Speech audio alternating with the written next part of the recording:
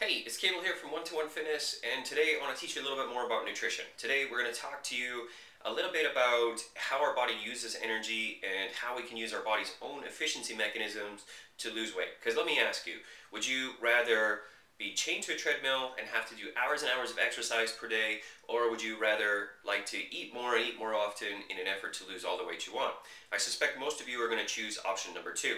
But let's talk about something very simple first in terms of where does our body get energy and why that's important and how it affects us on a day-to-day basis. Hopefully you enjoy my artwork here. We're going to talk first about this first description here, which hopefully you can see my car. And I want you to think about this, this journey that we're about to go on.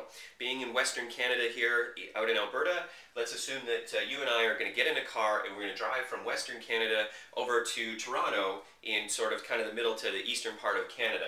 It's basically going to be thousands of kilometers or hours and hours and hours of driving. But we're going to leave Alberta here and assume that we only have like $20 for gas, okay? So we're going to be absolutely committed that we're not going to put any additional gas in our car to get from Alberta over to Toronto in Ontario with more than $20 worth of gas. Those of you that understand where I'm at geographically know that we are basically going to be stranded within a couple hours of my home city of Red Deer, and that isn't going to help us get to Toronto. So the question is that when a car runs out of gas and it dies and it doesn't run anymore, why doesn't our body run out of, when we don't feed it or when we don't give it adequate fuel, why is it that a car dies but our body doesn't? So one of the things is that our body is extremely efficient, so it finds energy in a number of places, which I talked about in a previous video. If you've watched about how I suggest that you set calories per day, you would have also heard my brief description of how our body uses and saves energy and how it spends its resources. So one of the things you need to understand is that if we don't feed our body enough, as long as we keep hydrating with water, we can live a very long time. The question is, why?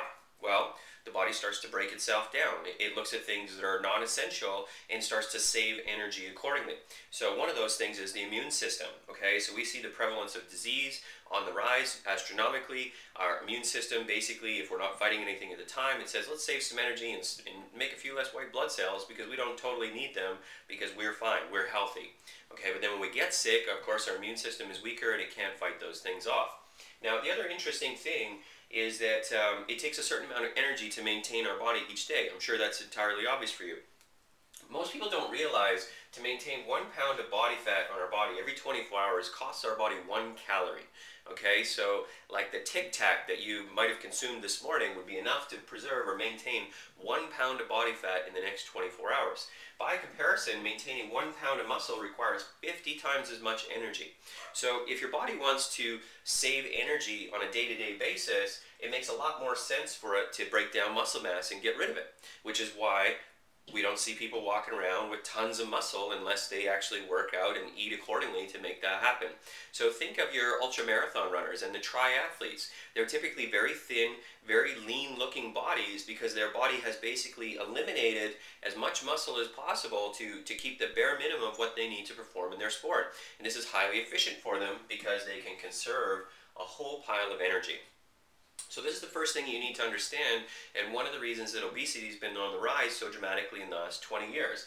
Our nutritional quality is much lower, and our nutritional consumption is often much lower because we are thinking about portion control or eliminating in an effort to lose weight. Or with processed food, the nutritional value is extremely low. So let's talk about how our body's efficiency mechanisms work and what that can mean for you in terms of weight loss. So let's consider one variable and only one thing today on how you can lose weight just by eating more as opposed to doing all kinds of exercise and other things. My little drawing of Mr. Potato Head here represents a fist-sized potato, okay? That fist-sized potato contains approximately 200 calories of energy. The potato, very small in our stomach by comparison to this mountain of broccoli over here. But really, and this may be a little bit exaggerated, but if you think how much broccoli does it take to make 200 calories of broccoli or a different type of carbohydrate? Substantially more. So visually, you can see that the amount of broccoli that would be in your stomach for the same number of calories is a lot more. the body has to use a lot more energy to break this broccoli down. Not only because it's bigger, but it's a different kind of density. It's a different kind of carbohydrate than the potato. Therefore, it requires a lot more energy to break it down. As personal trainers, this is one of the mechanisms that we use to get your body to change without necessarily restricting or reducing calories, because we can feed the body adequately to support all of your muscle mass, because it's very critical that you maintain it, but we can use the body's efficiency mechanism to require it to burn a little additional calories, which hopefully will now extract some of that highly rich energy potential from our body fat, allowing us to get leaner while maintaining the muscle that burns more calories on a daily basis, which is the key to permanent weight loss. So this is very brief. I've skipped over a number of things. You'll definitely want to read some more of the articles on our website at personaltrainingreddeer.com, as that should really help you put this picture together, and really it gives you a brief understanding of exactly what we do for our clients. So you don't have to be an expert on all of this, because we take care of it for you. So if you want to know more, like I said, check out our website, personaltrainingreddeer.com.